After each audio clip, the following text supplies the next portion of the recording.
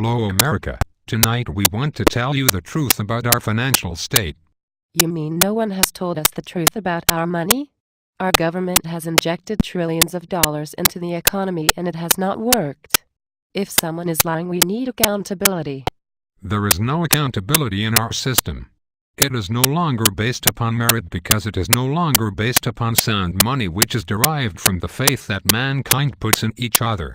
In fact, money is nothing more than the confidence that people have in it when they exchange it for something they desire. You mean money is not worth anything but what I think it is worth? Exactly. No more and no less. Even if your money is sound money like gold or silver, it is still not worth more than what it is graded for at the time the trade is made. In the desert, an ounce of gold is worthless compared to a container of water. When your child is sick, an ounce of gold is worthless compared to the bubblegum medicine it can buy. It is a store of value because we don't walk this earth with a pharmacy in our pocket or an unlimited supply of things we want or need. But how is it created? Who is behind the changes in what money can buy? That is the thing. It is no one person. Free markets. But central banks operate the banking system in a cartel-like way, just like OPEC. They limit and inject paper money under the circumstances they think are best for us. They are not elected and their history goes back a long time. Their track record is not so good in terms of benefiting the masses. But we depend on them to have confidence in things like dollars, euros, yen, won, and other paper money. But paper comes from trees and is almost limitless in supply. They steal our labor and make us slaves to death, and the only thing they do is push buttons on their computer systems and conjure cash into the books. In the past, they at least had to print something on paper. Money is worth no more than the paper promise. I do not trust the promises of others lately because they have no moral accountability. So I advise going to gold and silver because you cannot print that. Why is the lack of gold backing bad for money? Because all sorts of money creation problems come up when there is nothing tangible to the cash. Money mechanics are simple. They are so simple that it is mind-blowing. Ever wonder why there are over 8,000 banks? Well, it is all about creating money to lend. Without borrowing, the Ponzi scheme collapses. What Ponzi scheme? Let's say I give you $1,000 cash. You deposit it in Chase Bank. They owe you $1,000. But they don't have to keep all the cash deposited with them at the bank. They lend it out. They only have to keep the reserve requirement for withdrawals. It is about 10%. So after you deposit the $1,000, Chase can lend it to me. Let's say I have a Chase credit card and I swipe it at Best Buy for a $900 television. I do so and the seller now has a check from Chase for $900. Let's say he deposits that into Citibank. How much money was just created from the $1,000 I gave you to deposit?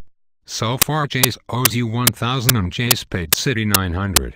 Now Citi can lend out $821 of that to some other person who buys a stereo and the seller deposits that at another bank and so on and so on. If Best Buy deposited that first $900 for the television back at Chase, if Chase was his bank, then Chase has to pony up the money for him. But there are 8,500 banks to choose from. This money supply is cash created by the banking system. When people stop borrowing from the bank, this cash is not created and the economy dies a horrible death. That is why the Federal Reserve pumps in money by the trillion.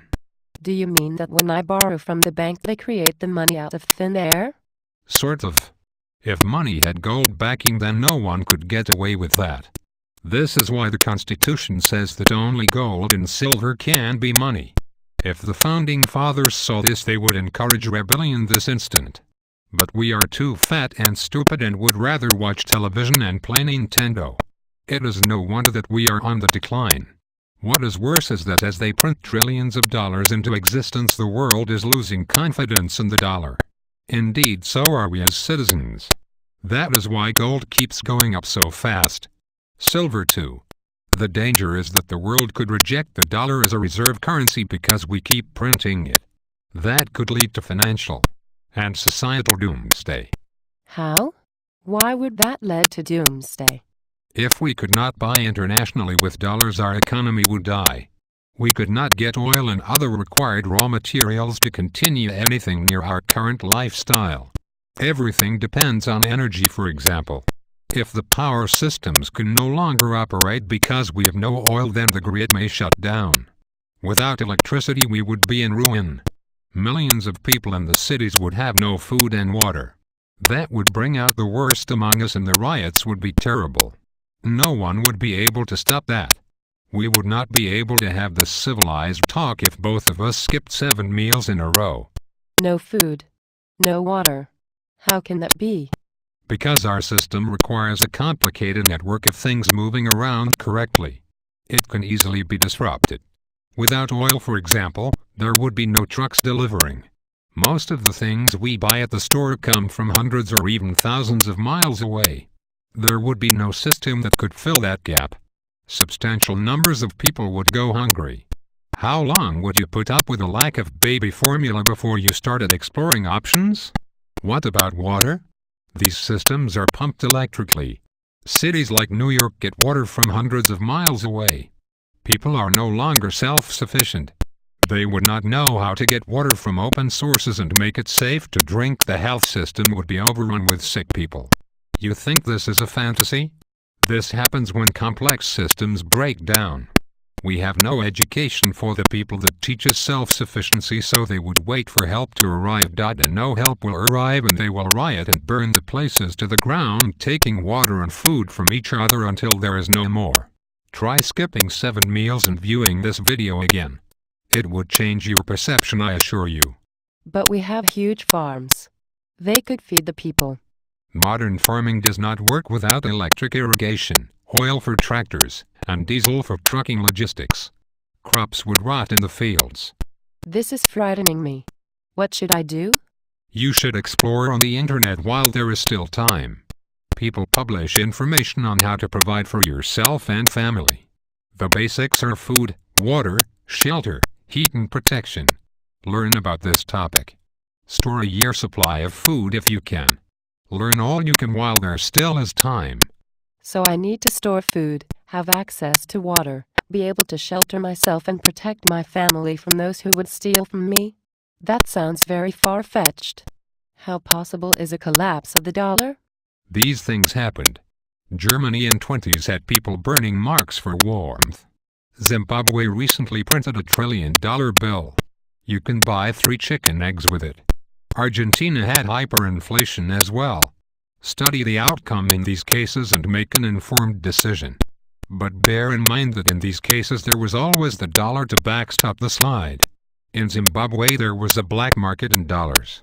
Same for the other examples.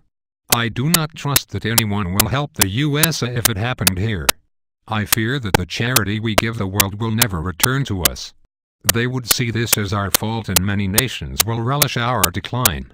Well, perhaps a food storage program makes sense. I'll get started. There is a program called eFoods Global. Visit the website insanedebt.efoodsglobal.com to get free storage food that can be shelf-stable for up to 15 years. insanedebt.efoodsglobal.com. This program can help store food and make great money as well. insanedebt.efoodsglobal.com. Visit and follow through to get free storage food. insanedebt.efoodsglobal.com. insanedebt.efoodsglobal.com